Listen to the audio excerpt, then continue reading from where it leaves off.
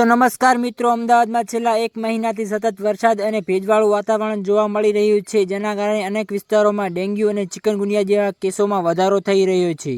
મહિના દરમિયાન મચ્છરજન્ય અને પાણીજન્ય રોગોના કેસોમાં સતત વધારો થઈ રહ્યો છે. 24 ઓગસ્ટ સુધીમાં ડેન્ગ્યુના 490 કેસ નોંધાયા હતા, જ્યારે 31 ઓગસ્ટ સુધીમાં એક જ હપ્તામાં ડેન્ગ્યુના કુલ કેસોમાં 200નો વધારો થયો છે.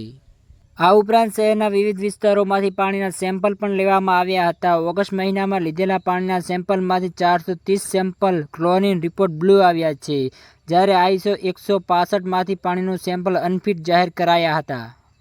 ડેન્ગ્યુથી બચવા માટે તમારા આજુબાજુ વરસાદનું પાણી ભરાયેલું હોય તો તેને વરસાદ બંધ થાય પછી તેનો યોગ્ય નિકાલ કરવો. પાણીયારા સાફ રાખવા, ગંદકી કરવી નહીં, રોજ સ્નાન કરવું અને બાળકોને પણ સ્વચ્છ રાખવા. રાતે પંખે સૂવું, પંખાની વ્યવસ્થા ન હોય તો મચ્છરદાની રાખવી અને સૌથી મહત્વનું કે તમારા ઘરમાં કોઈપણને તાવ આવતો હોય તો તરત જ નજીકના સરકારી, પ્રાઇવેટ કે ગમે તે ડૉક્ટરનો સંપર્ક કરી યોગ્ય નિદાન કરાવવું.